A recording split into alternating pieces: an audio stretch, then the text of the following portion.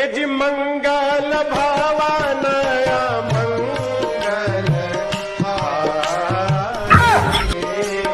প্রথমে আমিও অবাক হয়ে গিয়েছিলাম, এটা কিভাবে সম্ভব। আসলে যারা মেকআপ ম্যান আছে, আর্টিস্ট যারা আছে মেকআপ ম্যান, তাদের দ্বারা সব কিছু সম্ভব। আসলে একজন ছেলেকে কিভাবে মেয়ে বানিয়ে দিচ্ছে দেখেন। তবে যাই বলেন না কেন, ছেলেটাকে যে মেয়ে বানিয়ে দিয়েছে অনেক মানিয়েছে। কিন্তু হাসিটা দেখেন, অনেক সুন্দর।